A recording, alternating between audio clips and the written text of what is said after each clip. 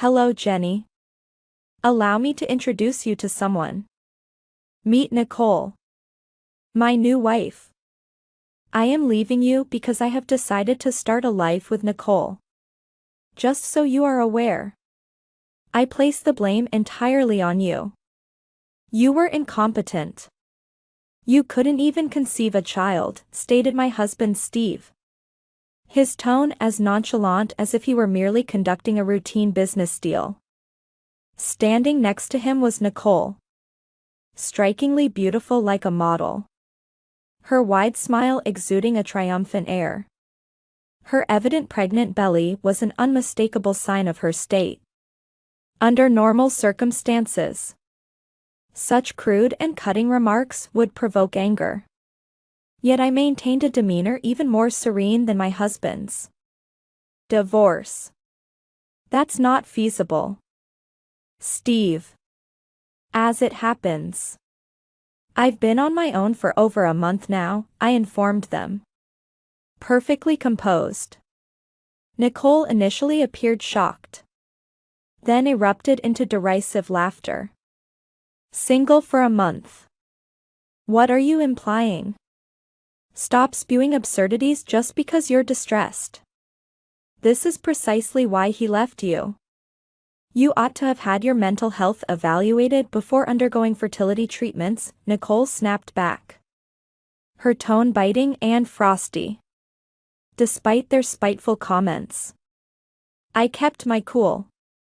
Fully aware that the ones truly in need of psychological help were the two before me.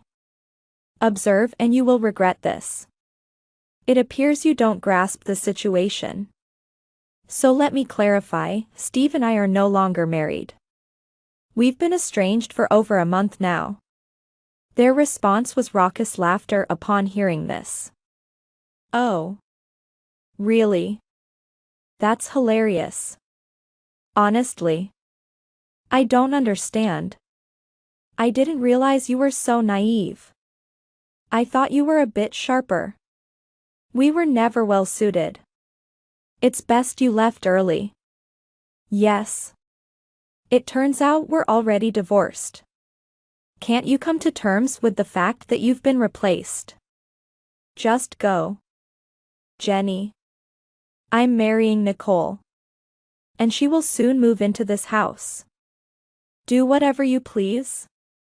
I'm already divorced and will be leaving shortly, Steve continued. His and Nicole's laughter reverberating through the room. Amused by the entire exchange. Their condescension had no impact on me. I calmly took a sip of my coffee, which seemed to irritate Steve as he furrowed his brows. Jenny. Since you appear too obtuse to grasp the concept, let me spell it out. Divorce is finalized when the divorce papers are filed. Don't delude yourself into thinking you have any sway here. I am divorcing you, a woman unable to have children, Steve declared, forcefully placing the signed divorce documents he had prepared on the desk. Steve. You're accustomed to drafting divorce documents. Right. How often do you expect to do that? What do you mean? You've been preparing quite a few divorce papers recently. Correct. Is that supposed to intimidate me? To Steve's astonishment, I disclosed that I had indeed signed and filed one of those documents a month earlier, which he had semi-jokingly completed but never thought would be finalized. It has been a month since Steve and I became estranged, and I am genuinely enjoying my newfound single status. My former spouse, who often underestimated my capabilities, could never have anticipated how well I would manage without him. Ironically, our separation was crucial for us to move on. And looking back, it was undoubtedly for the best. Wasn't it? Now, there's no complicated divorce to navigate, which is quite convenient for both of us. When Steve sarcastically expressed his gratitude, I couldn't resist mirroring his sarcasm with a smirk of my own. clearly irritating him as he clicked his tongue in annoyance. Indeed. Steve and I are now merely acquaintances. And I am resolute in maintaining this distance. As these exchanges unfolded, Steve's mother entered. She quickly understood the dynamics and greeted her son and his new partner, Nicole, with a beaming smile. Nicole. Look at you. You're showing quite a bit now. How are you feeling? She asked affectionately. Nicole replied with a smile. Thank you. We're both doing great. This stood in stark contrast to the contempt Steve and his mother showed toward me, considering me a failure due to my inability to conceive. My former mother-in-law did not hesitate to express her disdain, highlighting how my infertility was viewed as a shortcoming for a woman, especially one married to a high-caliber employee like Steve. She reminded me that I was never truly a match for Steve from the start. The reality was that Steve and I had attempted to have children but were unsuccessful. Perhaps Steve had foreseen this, playing a part in the deterioration of our marriage.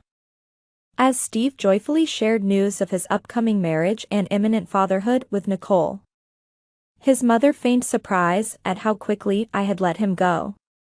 I had initiated the divorce, liberating myself from a marriage that lacked support. However, the mood of my former mother-in-law quickly deteriorated as she had threatened to tarnish my reputation and derail my career by spreading rumors about my infertility at the subsidiary of Steve's company where I was still employed. I had first met Steve when he was working at this subsidiary, and although he had since moved on to excel at the company's headquarters, I remained. The spread of such baseless rumors about my supposed inadequacy could have a devastating impact. However, armed with the knowledge of my true worth and resilience, I responded with a smile and cautioned her to be mindful of her statements. After all, disseminating false information could easily backfire, and I was ready to defend my integrity and continued to demonstrate my value, both professionally and personally. I stumbled upon a rather amusing scene that I believed none of you were aware of. It was quite comical to observe Steve, Nicole, and the mother-in-law making silly faces together. What could possibly be so fascinating that we are unaware of? They mocked. We don't have time for this nonsense. Just kick her out already. Her mere presence is annoying. No. This is not nonsense. Unlike Steve and Nicole, I don't fabricate stories. Could you please refrain from suggesting that Steve and I are dishonest? Is this spite because your husband left you? Are you suggesting that we're liars? For instance, Nicole, what tales did you weave to bring your husband here today? My husband. What are you implying? Yes. Nicole's husband.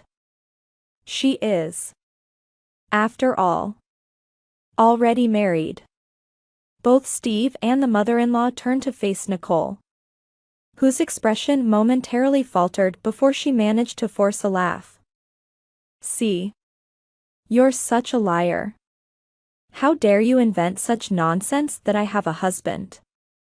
Steve and the mother-in-law nodded and joined in the laughter. How naive can you be, Jenny? Regardless of the falsehoods you create, they are futile. Steve will not be returning to you. It's pathetic. Really. Just surrender and go back home. A woman who can't have children has no worth, Nicole retorted mockingly. I smiled back at Nicole. Then why don't you verify for yourself whether it's a lie or not? What do you mean?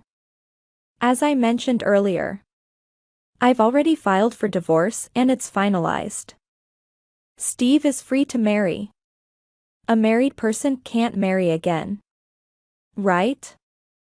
I pulled out a document from my bag and slammed it on the table. It was an unfilled marriage certificate. Nicole.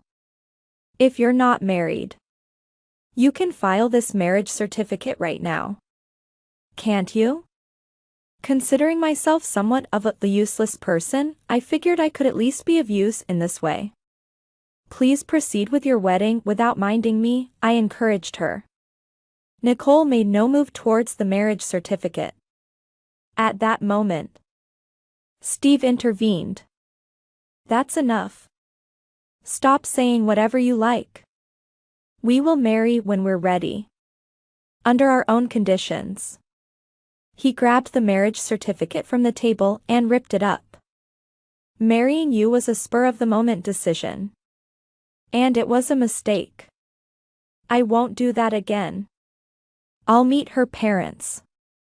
Have you leave our home. And take care of everything necessary. Nicole. You look so pathetic.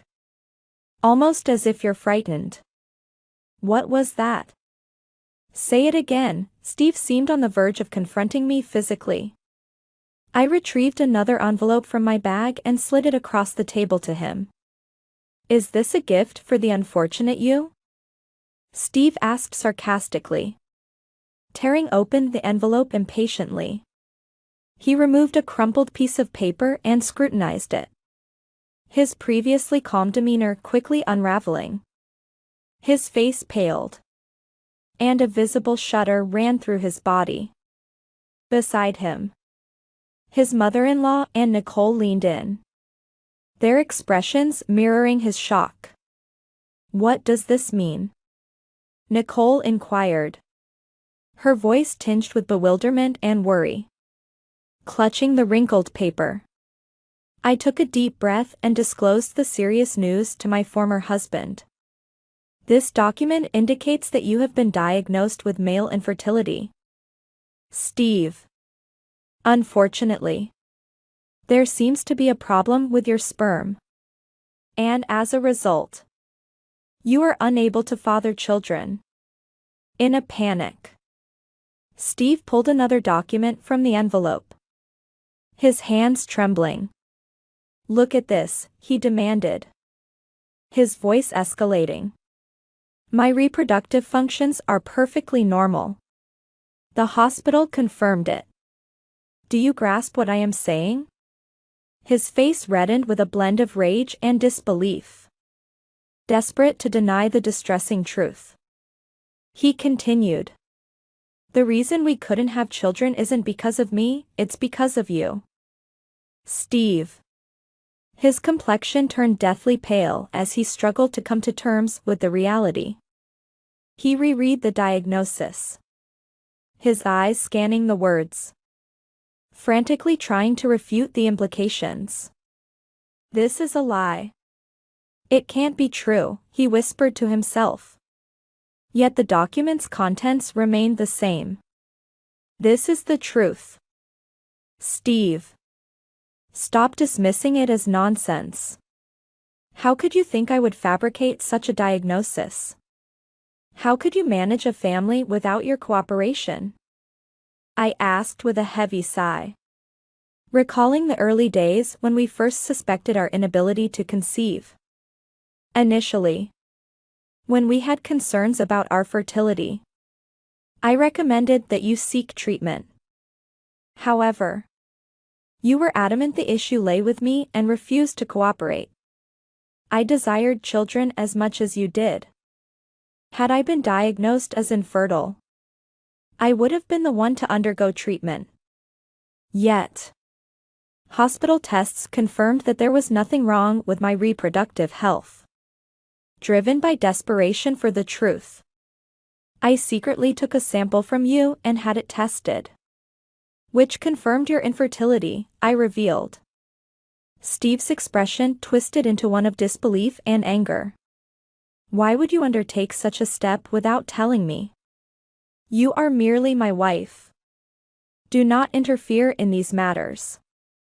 I have wanted to discuss this with you for a long time, I continued. I have been aware of the diagnosis for a while now.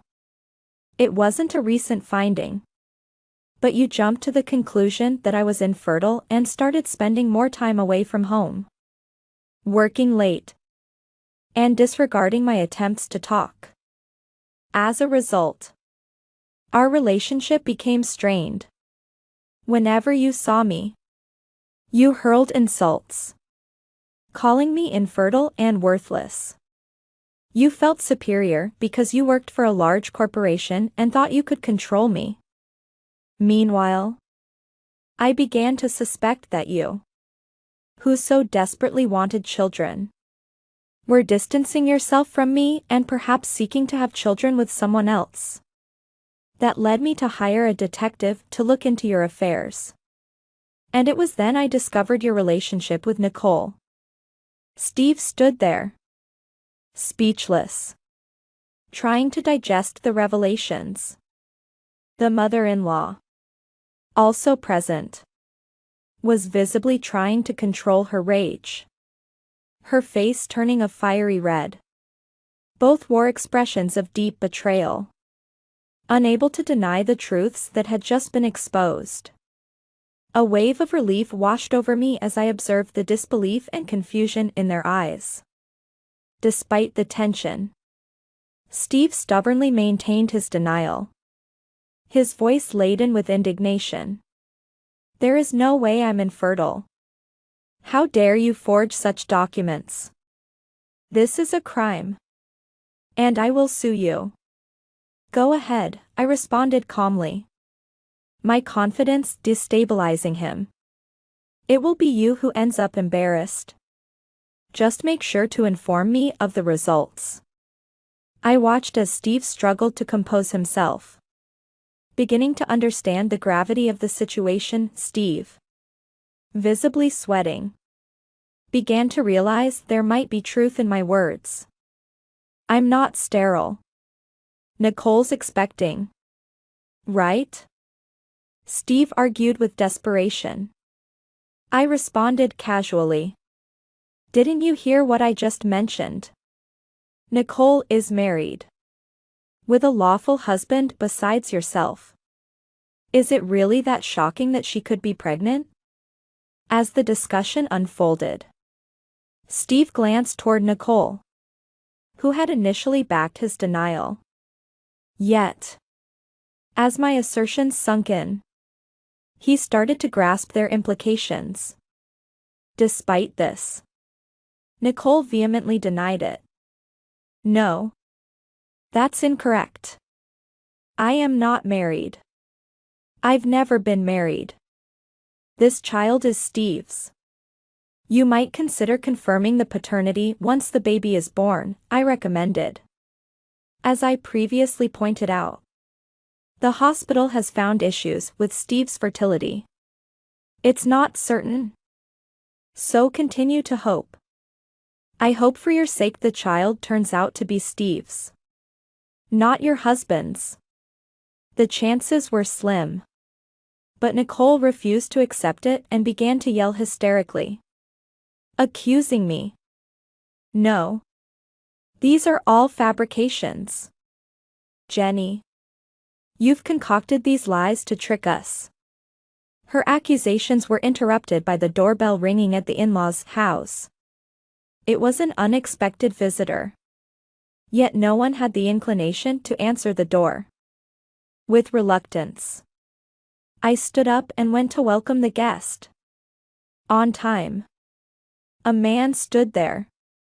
I invited him in and escorted him to the living room. The visitor, a man dressed in a sharp, well-groomed suit, clearly held a prestigious position. However, having a visitor during such a pivotal conversation was out of the ordinary. The mother-in-law gave me a fierce look, puzzled by my intentions.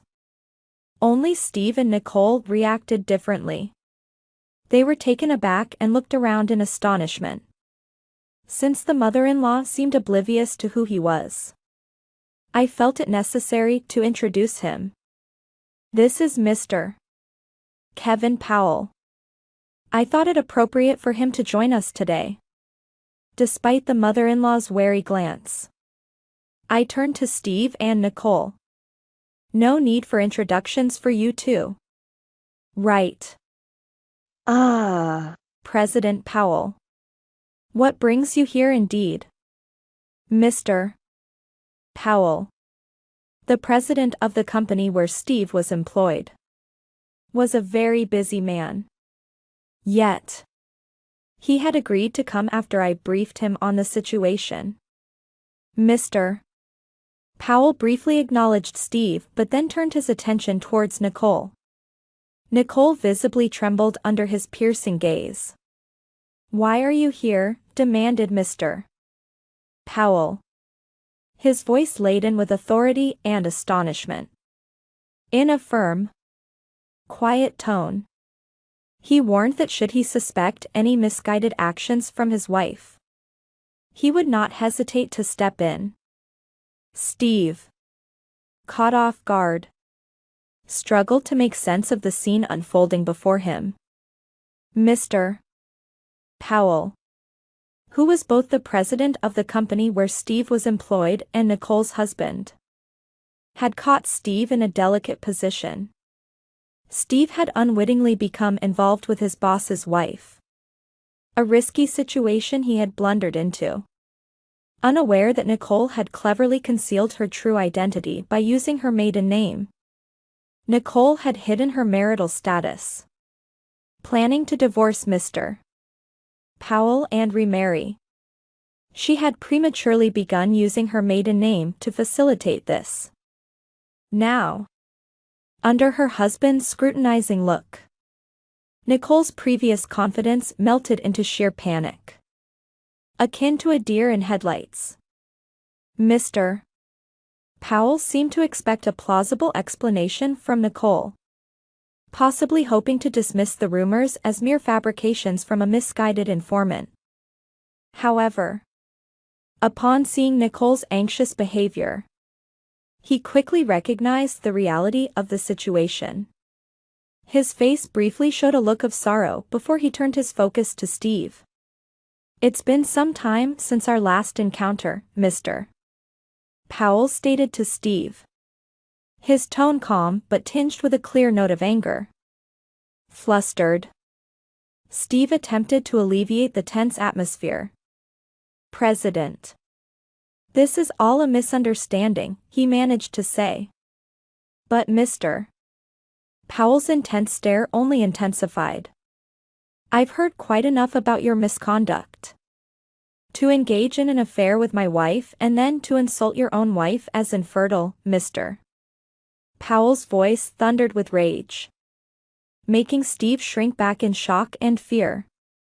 It dawned on Steve that Nicole indeed was Mr. Powell's wife and he had been thoroughly duped. President, it's not like that. I was misled by your wife. Nicole, why did you lie to me? You knew I worked at your husband's company, didn't you? Steve confronted Nicole, who bit her lip and averted her gaze, offering no excuses or explanations. As Nicole remained mute, Mr. Powell revealed that Nicole's deceit was driven by financial motives. Frustration was evident as Nicole clenched her teeth. Yet she offered no denial of the claim. Mr.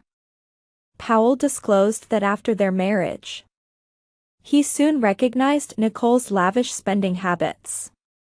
To avert any possible misuse of company funds, he had reluctantly taken control of their finances. Mr. Powell had always allowed Nicole just enough spending money, but had grown wary over time as he observed her acquiring lavish items such as designer handbags, high-end cosmetics, and luxury clothing, expenditures that reflected her spending habits from the early days of their marriage. When he learned of her infidelity, everything made sense. Initially, he believed she was using her own funds, but it became clear this was not the case. In the charged environment of Mr. Powell's office, Nicole's anger was evident. Clenched fists revealed her internal struggle as Mr. Powell meticulously outlined the facts, leaving no doubt about the situation. It was apparent that Nicole had targeted Steve for his financial resources, seeing him as a preferable alternative given her limited spending freedom as the president's wife. Anticipating reduced financial independence with a potential pregnancy while still married, she planned to divorce her current husband and wed Steve, who appeared ready to indulge her expensive preferences. Steve was devastated, his posture slumping as he absorbed the news. Mr. Powell, addressing a distraught Steve with a stern look, was particularly appalled not just by the affair, but by how Steve and Nicole had demeaned Jenny by calling her infertile and worthless. This disclosure ignited profound anger in Mr. Powell, who had previously regarded Steve highly. Confronted and remorseful, Steve struggled to speak, his voice heavy with regret. He admitted to feeling overwhelmed by pressures in both his professional and personal lives. As a man unable to have children, he felt his value diminishing. His earnest wish to provide his mother, who had raised him alone after his father's death, with a grandchild led to resentment towards Jenny, ultimately driving him into an affair with Nicole in his desperate hope to father children. As Steve fell to the ground, his head bowed in utter submission, he pleaded for forgiveness. Mr. Powell, listening to Steve's sincere apology in silence, finally sighed. He recognized Steve's genuine longing for children but firmly stated that this did not justify his acts of betrayal and manipulation. With tears streaming down his face, Steve approached Mr. Powell, pleading for forgiveness yet again. During this emotional moment, Jenny, who was also present, managed to offer a weak smile. She proposed that she could perhaps forgive him if he dedicated himself to being truthful and bettering himself. Despite his tear-streaked face, Steve brightened slightly at this flicker of hope. The mood shifted abruptly, however, when Steve grimaced in confusion upon learning that Mr. Powell had engaged a detective to delve deeper into the affair. As the color drained from his face, Jenny implied that Steve might still be hiding something. Expressing his dismay, Mr. Powell indicated he was about to share more disheartening news. He took out a notebook, ready to disclose additional details uncovered by the investigator. As my bag spilled open, I began listing names, all of which belonged to female employees at our company. Mr. Powell observed the change in Steve's demeanor. Sweating heavily, Steve looked as if he was on the verge of fleeing. I've just listed names of women you were involved with, besides Nicole. It appears there were others outside our company too, I revealed. What do you mean? Steve, you're the president. It wasn't like that with them. I have proof, I countered, scattering a stack of photographs across the living room table. The photos depicted Steve in compromising situations, ranging from dining with women to entering hotels. A wealth of evidence was now laid out for all to see. I knelt before a visibly crushed Steve. I suppose I understand now why you had so many mistresses. You must have realized, didn't you? The reason we couldn't have children wasn't me, but perhaps yourself. You had relationships with many women, yet no children resulted. So, you kept trying with different women. Right. It's okay if a child results. You'd take responsibility. The only person you discovered was pregnant was Nicole. And then you began discussing marriage with her simply because of that. Right? I accused. Shut up. Jenny. Steve. Overwhelmed. Lunged at me. But before he could reach me, Mr. Powell restrained him. Steve. Enough. I am not fertile, Steve yelled, disclosing these painful words. Nicole, enraged, confronted him. What do you mean? Steve.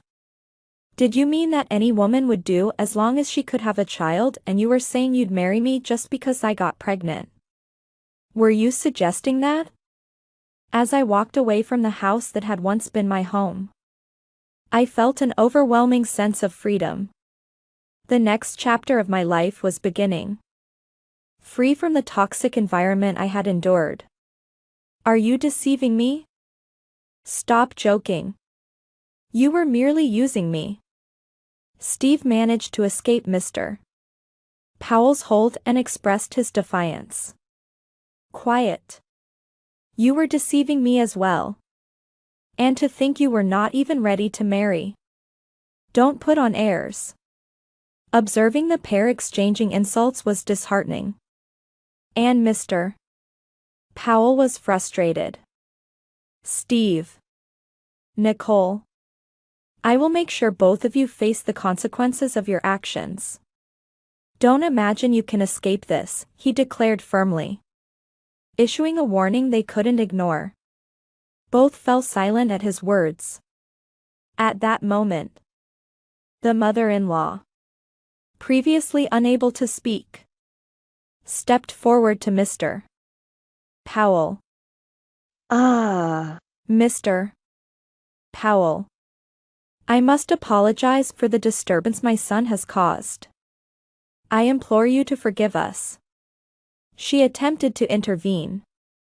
But Mr. Powell disregarded her appeal. Recognizing her efforts were in vain, she turned to me. Jenny. I am truly sorry. This is our fault. Please. Help. Before Steve could offer his explanation to Mr. Powell, I interrupted. No. No. I should no longer associate with Steve. Recalling the cruel remarks of my mother-in-law, who had once labeled me a barren woman unfit for her son, I resolved to leave this ordeal with dignity. My mother-in-law was left dumbfounded as I gathered only my essentials and headed for the front door. This exit marked my final departure from a place that no longer represented home. My new accommodation awaited. Having moved most of my belongings there in preparation for this moment, the decision was resolute: I would not return to this house. My next steps involved not just severing this bitter relationship but also seeking legal restitution for the emotional and psychological harm inflicted. My attorney was set to manage the lawsuit against Steve, my mother-in-law, and Nicole. Their damaging declarations, branding me as infertile and worthless, would not go unchallenged. Leaving the in-laws' residence, I felt a rush of empowerment. My soon-to-be ex-husband Steve was soon to face legal consequences as well. Both Mr. Powell and I pursued him for substantial damages. His high-ranking position in a well-known company did not protect him from the repercussions. Additionally, an internal probe uncovered Steve's exploitation of corporate assets to carry out personal affairs, resulting in his prompt termination. His standing as a top-notch employee was shattered, leading to a precipitous loss of nearly everything overnight. In the meantime, Nicole gave birth to a child, who DNA tests confirmed was Mr. Powell's. This discovery precipitated their divorce, with Mr. Powell opting for full custody of the child. Consequently, Nicole was left alone, her existence taking a solitary path. Steve's situation deteriorated even further. He returned to his family home and lived with his mother, though the bond they once shared was now marred by reciprocal blame for the fiasco. After being fired for misappropriating company resources, Steve struggled to find a job of similar stature. His ego, however, stopped him from pursuing less prestigious work, plunging him into a grave crisis. When he reached out to me for assistance, I categorically declined. My life had progressed without him. I pursued my career at a subsidiary of Mr. Powell's firm. Initially, I was concerned that my previous connection with Steve might endanger my role. But Mr. Powell's magnanimity kept my job stable. I committed myself to regaining what I had lost during the chaotic years with Steve, reconstructing my existence on my own terms. My efforts did not go unnoticed, and I was eventually promoted to a significant position within the company. During this period, I met a remarkable man who would later become my husband. He was authentic and treasured me profoundly. We were ecstatic when we welcomed our long-awaited child. My life felt genuinely fulfilled, and I delighted in the happiness of parenthood. Despite my contentment, I occasionally pondered a past incident with my friend Steve and tried to understand what had gone wrong between us. I realized that there were times when I was also to blame, such as during our marriage and our battles with infertility, which ultimately contributed to the decline of our relationship. We should have communicated more effectively earlier. It is crucial to admit mistakes. Steve, Nicole, and the mother-in-law often thought they were without fault, which I believe is a flawed stance. It is unfair to constantly shift the blame onto others. Now, as I nurture my own family, I am ready to accept that I will commit errors. Nonetheless, I am resolved not to avoid them. We will acknowledge our faults and address them to create a joyful and supportive home together. Do you have any thoughts after watching the above story? Tell us in the comments section. We'd like to hear your thoughts. That's for today's story. Please subscribe and give a thumbs up. See you next time.